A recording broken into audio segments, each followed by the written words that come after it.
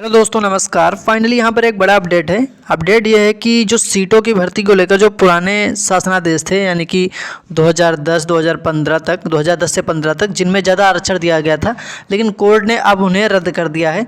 अब यह आदेश दिया गया है कि इन कॉलेजों की जो सीटें हैं वो फिर से नए सिरे से फिल की जाएंगी। यहाँ पर जैसा कि मैं आपको दिखा रहा हूँ, ये देख सकते हैं, ये पूरी बात मैं आपको समझाने वाला हूँ। हो सकता है आपने काफ़ी ज़्यादा वीडियोस भी यूट्यूब पर देख लिए होंगे। तो यहाँ पर सीधा सीधा साफ साफ ये कहा गया है कि ये जो सीटें हैं ये सिर्फ और सिर्फ दोस्तों 2006 के आरक्षण के कानून के हिसाब से भरी जाएंगी। मतलब जो भी इसमें रिजर्वेशन लिखा हुआ है उसी के हिसाब से रिजर्वेशन लागू होगा। यहाँ तक कि जो सीटें पहले फिल कर दी गई, यानी कि जो सीटें देख सकते हैं, the seats have already been filled, यानी कि जो सीटें पहले भर दी गई थी उन्हें भी अब 2006 के नियम के अनुसार ही फिल करना पड़ेगा। तो मतलब साफ है कि अब आगे से सीटें जो हैं सिर्फ 2006 वाले रिजर्वेशन एक्ट के आधार पर ही मिलेंगी। दोस्तों, इस पूरी नोटिस का मैंने आपको साफ साफ शब्दों में क्लियर मतलब समझा दिया। आप चाहे तो फिर से बैक करके देख लीजिए, आपको समझ में आ जाएगा। जो चीज़ थी मैंने आपको बता दी। अब हम दोस्तों बात करने वाले हैं ऐसे स्टूडेंट्स जो अपनी काउंसलिंग के राउंड 2 का वेट कर रहे थे, उनके लिए यहाँ पर क्या अपडेट है और कितने मार्क्स पर कितनी रैंक पर आप सभी को यहाँ पर गवर्नमेंट कॉलेज अलॉट हो जाएगा और रजिस्ट्रेशन और चॉइस फिलिंग आपकी कब से स्टार्ट होगी। तो वीडियो को कंप्लीट शुरू से लेकर लास्ट तक देखिए। और दोस्तों यहाँ पर हम बात करने वाले हैं, आप किसी भी स्टेट से हों, चाहे आप उत्तर प्रदेश से हों या आप राजस्थान से हों या मध्य प्रदेश से हों या छत्तीसगढ़, झारखंड, पंजाब, कर्नाटक, हरियाणा, गुजरात, राजस्थान, महाराष्ट्र, केरल, सिक्किम, उड़ीसा, असम, गोवा, किसी भी स्टेट से हो आप सभी को बताने वाला हूँ सेकंड राउंड के बारे में कि आप रजिस्ट्रेशन करने के बाद, फीस पेमेंट करने के बाद जो आप अपनी चॉइस फिलिंग करेंगे और चॉइस लॉक करेंगे तो उसमें आपको कितने अंक पर कौन सा कॉलेज फिल करना है, जिससे कि जो राउंड 1 में आपसे गलती हुई, आपको कॉलेज नहीं मिला, तो राउंड 2 में वो गलती नहीं करनी और आपको एक अच्छा गवर्नमेंट कॉलेज MBBS या BDS आपको अलॉट हो जाएगा। तो इस वीडियो को आप सभी स्टूडेंट्स शुरू से लेकर लास्ट तक देखिए, ठीक है। उससे पहले आप सभी इस वीडियो को लाइक कर दीजिए, इस वीडियो को शेयर कर दें उन सभी छात्रों के पास जिनके कम नंबर है, क्योंकि यहाँ पर आप कम नंबर वालों को भी मौका मिलने वाला है, क्योंकि नई MBBS सीटें ऐड हो रही हैं, नए GMC भी यानी कि नए कॉलेज भी ऐड हो रहे हैं। तो वीडियो को शेयर कर दें सबके साथ, वीडियो को लाइक कर दें। और अगर आपने अभी तक चैनल को सब्सक्राइब नहीं किया तो जल्दी से चैनल से जुड़ें, चैनल को सब्सक्राइब कर लें, सब्सक्राइब करके घंटी को ऑल पर क्लिक कर लें। इसी तरह की लेटेस्ट अपडेट आपको मिलती है। अब चलिए मैं आपको दिखाता हूँ कि सेकेंड राउंड के लिए क्या महत्वपूर्ण अपडेट है आप सभी के लिए, ठीक है। सेकेंड राउंड में बहुत खुशखबरी है बढ़िया आपके लिए। यहाँ पर वीडियो में कमेंट के पास एक ऑप्शन है हाइप, तो वीडियो को आप लोग ज़्यादा से ज़्यादा हाइप कर दीजिए। ऑफिशियल वेबसाइट पर जब आप जाएंगे तो यहाँ पर आपको UG मेडिकल वाले ऑप्शन पर क्लिक करना। देखिए मैंने आपके सामने क्लिक किया है। अब यहाँ पर आप नीचे आएंगे तो आप सभी को देखिए अभी तक तो वही नोटिस देखने को मिलेगा जो PWD वाला था। उसके बाद यहाँ पर आप क्लिक करेंगे तो आपके सामने एक ये भी नोटिस है कि the registration facility of round 1 of UG counselling 2025 without forfeiture of security deposit has been extended up to 5 PM of 3/9/2025। यानी कि जो आपका राउंड 1 का UG काउंसलिंग का रेजिग्नेशन फैसिलिटी थी वो 3 सितंबर तक आपकी एक्सटेंड कर दी गई थी। यानी कि 3 सितंबर के बाद ही आपका रजिस्ट्रेशन होगा और 3 सितंबर के बाद ही आपकी चॉइस फिलिंग स्टार्ट होगी। तो यानी कि आपके पास अभी समय बचा हुआ है। तो अब आप सभी को क्या करना है, यहाँ पर देखिए गवर्नमेंट कॉलेज आपको कैसे अलॉट हो सकता है, MBBS और BDS। यहाँ पर दोस्तों मैं आपको पहले तो एक चीज़ बिल्कुल क्लियर बताना चाहूँगा कि राउंड 2 की काउंसलिंग में आपको कोई भी यहाँ पर मिस्टेक नहीं करनी है। क्या मिस्टेक नहीं करनी है, देखिए यहाँ पर मैं बताता हूँ। सबसे पहले बात करें राउंड 1 में, अगर आपने रजिस्ट्रेशन किया हुआ था यानी कि आपने काउंसलिंग में पार्टिसिपेट किया था, आपको एक सीट नहीं मिली है, या तो आपको सीट मिली होगी आपने ज्वाइन नहीं किया होगा, या तो आपको सीट मिली लेकिन आप अपग्रेडेशन के लिए जा रहे हैं, ठीक है, तभी तो आप राउंड 2 में जा रहे हैं, या फिर आपने राउंड 1 की काउंसलिंग में पार्टिसिपेट ही नहीं किया, रजिस्ट्रेशन भी नहीं किया और राउंड 2 में आप फ्रेश रजिस्ट्रेशन कर रहे हैं, तो आप राउंड 2 की काउंसलिंग में यानी कि पार्टिसिपेट कर रहे हैं। तो अब आप सभी को क्या करना है, देखिए राउंड 2 के लिए आपको बनानी है दोस्तों प्रेफरेंस लिस्ट अपने मार्क्स के आधार पर, अपनी रैंक के आधार पर। आप चाहे UP से हों या राजस्थान, एग्जाम्पल के तौर पर मैं बता रहा हूँ, चाहे आप महाराष्ट्र से हों, कुल मिला के आप चाहे गुजरात से हों, किसी भी स्टेट से हों, बस डिपेंड करता है कि जो आपका स्टेट है उस स्टेट में आपको कौन सा कॉलेज चाहिए। क्योंकि आपने सोच रखा होगा, जैसे कि मान लीजिए अगर आप महाराष्ट्र से हैं या MP से हैं या UP से हैं, एग्जाम्पल के तौर पर मैं आपको बता रहा हूँ, तो आपने सोच रखा होगा कि मुझे कौन सा कॉलेज चाहिए।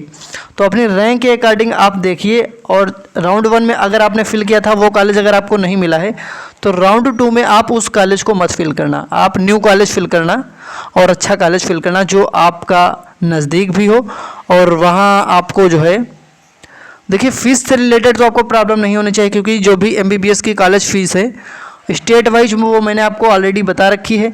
या देखिए स्टेट वाइज कॉलेज फ़ीस की PDF, state wise college fees की PDF मैंने प्रोवाइड करा रखी है अपने टेलीग्राम और व्हाट्सएप चैनल पर, जहाँ पर आप सभी को पता चल जाएगा MBBS BDS के लिए कितनी फ़ीस आपको देनी होगी गवर्नमेंट कॉलेज की बात कर रहा हूँ मैं, ठीक है।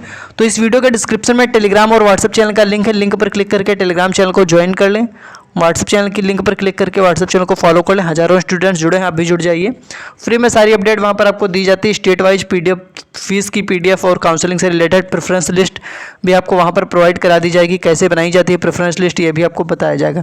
सबसे पहले देख लीजिए कि रजिस्ट्रेशन आप करेंगे, अगर आपने राउंड 1 में नहीं किया था तो रजिस्ट्रेशन करना है, रजिस्ट्रेशन अगर आपने राउंड 1 में किया था तो राउंड 2 में आपको रजिस्ट्रेशन नहीं करना है। फीस पेमेंट करेंगे क्योंकि अब आप सभी का जो है बहुत जल्द काउंसलिंग आपकी स्टार्ट हो जाएगी। फिर आता है सबसे इंपॉर्टेंट चॉइस फिलिंग, जिसके आधार पर आपको एक कॉलेज अलाट होगा, जिस प्रकार से राउंड 1 वाले स्टूडेंट्स को अलाट हुआ। राउंड 1 में मैंने बहुत सारे स्टूडेंट्स को बताया था कि आपको प्रेफरेंस लिस्ट कैसे बनानी है अपने मार्क्स के आधार पर, अपनी रैंक के आधार पर, और उन्हें एक अच्छा गवर्नमेंट कॉलेज भी मिला हुआ है। और स्टूडेंट्स ने हमारे पास कमेंट और मैसेज के माध्यम से बताया भी है कि सर एक अच्छा गवर्नमेंट कॉलेज मिल गया है। अगर आपका स्कोर 400 से 500 के बीच में है या आपका स्कोर 300 से 400 के बीच में है तो यहाँ पर आपके चांसेस रहेंगे कि आपको गवर्नमेंट कॉलेज अलाट हो सकता है। लेकिन बस यही है कि अलॉटमेंट की जब प्रक्रिया होती है, सीट अलॉटमेंट की प्रक्रिया, तो कुछ ऐसे स्टूडेंट्स होते हैं जैसे कि मान लीजिए 490 वाले स्टूडेंट्स को कॉलेज अलाट हो गया और 495 अंक वाले स्टूडेंट्स को कॉलेज अलाट नहीं हुआ। ऐसा क्यों होता है? डिपेंड करता है आपने किस प्रकार से अपनी चॉइस फिलिंग करी। जैसे कि मान लीजिए जो भी आपके स्टेट में टॉप मेडिकल कॉलेज हैं, ये तो आपको पता होना चाहिए, कुछ मेडिकल कॉलेज इंक्रीज भी हो रहे हैं, सीट भी इंक्रीज हो रही है, तो कट ऑफ आपकी कम रहेगी, ये चीज़ आपको पता होनी चाहिए। तो आपके स्टेट में जो टॉप मेडिकल कॉलेज हैं आप उनको फिल करिए, लेकिन अपनी रैंक को देखते हुए, ठीक है। मान लीजिए आपकी रैंक है कम, ध्यान से सुनना, आपकी रैंक अगर कम है और आपने ऐसा कॉलेज फिल कर दिया जहाँ पर बहुत हाई कट ऑफ रहने वाली है, तो वो आपको नहीं मिलेगा। तो आप अपनी रैंक के अकॉर्डिंग कॉलेज फिल करेंगे तो आपको आपकी चॉइस फिलिंग के आधार पर एक कॉलेज अलाट हो जाएगा। इसीलिए आपसे चॉइस फिलिंग कराई जाती है, जिससे कि आपको आपके प्रेफरेंस के आधार पर एक कॉलेज दिया जा सके, ठीक है। यहाँ पर सबसे पहले बात करेंगे अनरिजर्व कैटेगरी में राउंड 1 में कॉलेज मिला था, 477 नंबर तक कॉलेज मिल गया था। OBC में राउंड 1 में यहाँ पर 474 नंबर तक कॉलेज मिल गया था। EWS में अगर हम बात करें तो लगभग 431 नंबर पर गवर्नमेंट कॉलेज मिल गया था। SC कैटेगरी में राउंड 1 में 397 नंबर तक कॉलेज मिल गया, ST में 301 नंबर तक कॉलेज मिल गया। अब आप में से बहुत सारे स्टूडेंट्स ये कहेंगे कि राउंड 1 में 474 नंबर पर नहीं मिला था। जैसे कि मान लीजिए 474 नंबर आपके हैं और आपको कॉलेज नहीं मिला और किसी स्टूडेंट्स को यहाँ पर कॉलेज मिल गया, तो ऐसा इसलिए होता है क्योंकि एक स्कोर पर लगभग 10 से 15 या 15 से 20 छात्र भी होते हैं। कि जैसे कि मान लीजिए 474 नंबर आपके हैं तो या 475 आपके हैं, तो ऐसे स्टूडेंट्स बहुत से होंगे जिनके 475 अंक होंगे, तो उनमें से सबको नहीं मिलता है, ठीक है। तो ये तो हो गया राउंड 1 का। अब मैं आपको अगर राउंड 2 का दिखाऊं तो राउंड 2 में आपको अनरिजर्व कैटेगरी में कितने मार्क्स पर या कितनी रैंक पर, तो रैंक मैं आपको ऑलरेडी बता चुका हूं कि आप मान के चलिए कि 30,000 रैंक के अंदर आपके चांसेस बनेंगे। बाकी मार्क्स की अगर हम बात करें तो यहाँ पर आप देख सकते हैं अनरिजर्व कैटेगरी में 470 से अगर आपका ऊपर स्कोर है, यानी कि 470 प्लस अगर आप स्कोर कर रहे हैं, तो यहाँ पर आपके हाई चांसेस रहेंगे कि आपको एक गवर्नमेंट कॉलेज मिल सकता है। डिपेंड करता है आपके स्टेट में कितनी सीटें हैं, या सीटें बढ़ी हैं या नहीं बढ़ी, और आपने प्रेफरेंस किस प्रकार से दिया है अपनी चॉइस फिलिंग, ठीक है। अब बात कर लेते हैं OBC में। तो OBC में यहाँ पर आपका स्कोर कितना होना चाहिए, तो OBC में अगर आपका 465 के ऊपर स्कोर है, यानी कि 465 से ज़्यादा आपका नंबर होने चाहिए, तो यहाँ पर आपके हाई चांसेस रहेंगे कि आपको एक गवर्नमेंट कॉलेज अलाट हो सकता है। बात कर लेते हैं SC कैटेगरी में। तो अगर यहाँ पर आपका स्कोर दोस्तों 385 के ऊपर बन रहा है, अब 385 के ऊपर या 390 भी हो सकता है, 395 भी हो सकता है, ठीक है। तो 385 के ऊपर है, तो अगर आपने अच्छे से प्रेफरेंस अपना फिल किया चॉइस फिलिंग में, तो गवर्नमेंट कॉलेज आपको अलाट होने के चांसेस बन जाएंगे। बात कर लेते हैं ST कैटेगरी में। यहाँ पर कट ऑफ आपको कम ही देखने को मिलेगी। आप मान के चलिए 280, 290 और ये 296 अंक तक आपको गवर्नमेंट कॉलेज मिलने के चांसेस रहेंगे।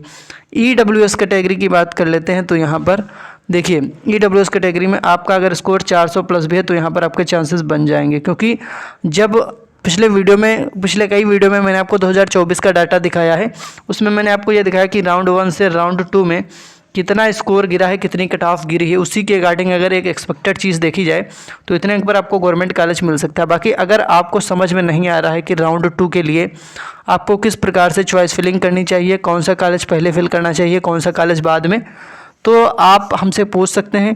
पहली बात तो डिस्क्रिप्शन में टेलीग्राम और व्हाट्सएप चैनल का लिंक है। इस वीडियो के डिस्क्रिप्शन में टेलीग्राम चैनल और व्हाट्सएप चैनल का मैंने लिंक दे दिया है। लिंक पर क्लिक करके टेलीग्राम और व्हाट्सएप चैनल को ज्वाइन कर लें, क्योंकि वहाँ पर प्रेफरेंस लिस्ट स्टेट वाइज आपको दी जाएगी आपके मार्क्स के रिगार्डिंग।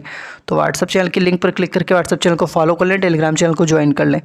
अब आप समझ गए होंगे। और एक चीज़, अगर आपको नहीं समझ में आ रहा कि आप कैसे प्रेफरेंस फिल करेंगे, तो आप हमें अपना स्टेट बता दीजिए कमेंट बॉक्स में, अपनी रैंक बता दीजिए कमेंट बॉक्स में, ठीक है, और अपने मार्क्स भी बता दीजिए कमेंट बॉक्स में कि आपका कितना स्कोर है, अपना स्कोर ये बता दीजिए कमेंट में। तो मैं आपका स्टेट देखूंगा, आपका स्कोर देखूंगा, आपकी रैंक देखूंगा, फिर आपके मान लीजिए आपका स्टेट है मध्य प्रदेश और राउंड 2 की काउंसलिंग में आप पार्टिसिपेट करने जा रहे हैं, तो आप हमसे पूछेंगे तो मैं मध्य प्रदेश में आपका स्टेट मुझे अगर पता चल जाएगा मान लीजिए, और आपकी रैंक देखूंगा, तो मैं आपको बता दूंगा कि सबसे पहले नंबर पर आपको कौन सा कॉलेज फिल करना चाहिए।